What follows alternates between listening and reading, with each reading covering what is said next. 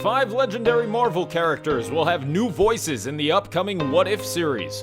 Disney Animation's 60th film is flipping the script on a familiar narrative, and another group of guests get to experience a legendary attraction with the lights on. I'm jealous. Inside 300 is next.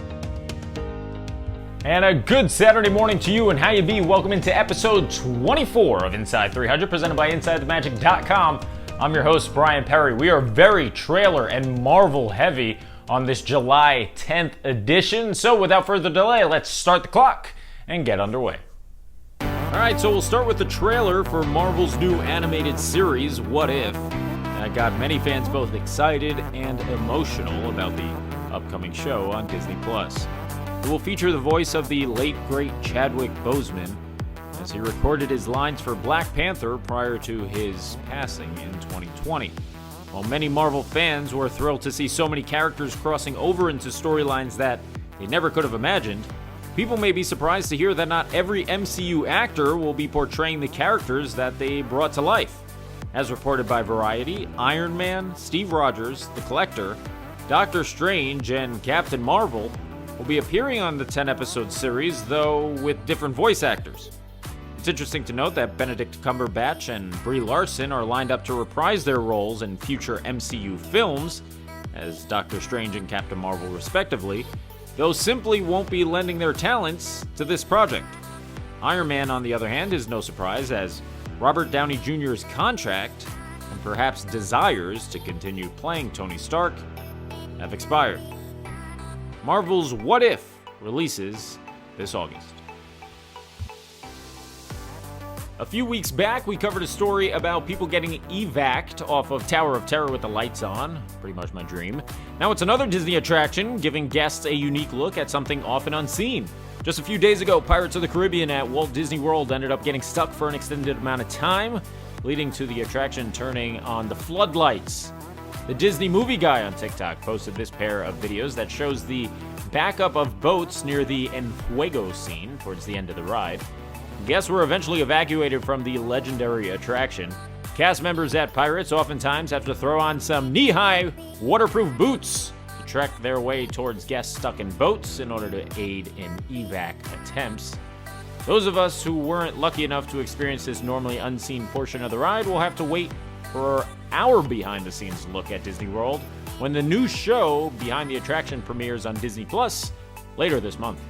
Disney gave us a little behind-the-scenes look at the progress being made on the revamping of the Jungle Cruise, both in Orlando and Anaheim.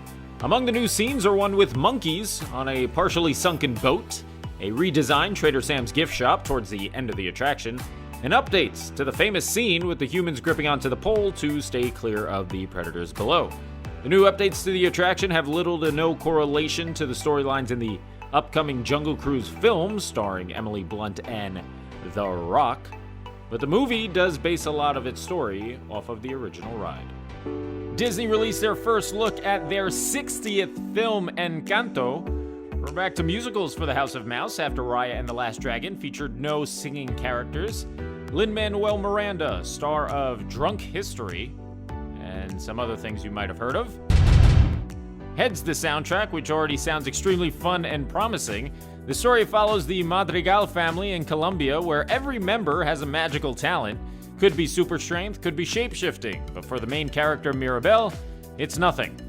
It's a nice twist on a Disney story, which 9 times out of 10 features the protagonist possessing a unique ability that separates them from others.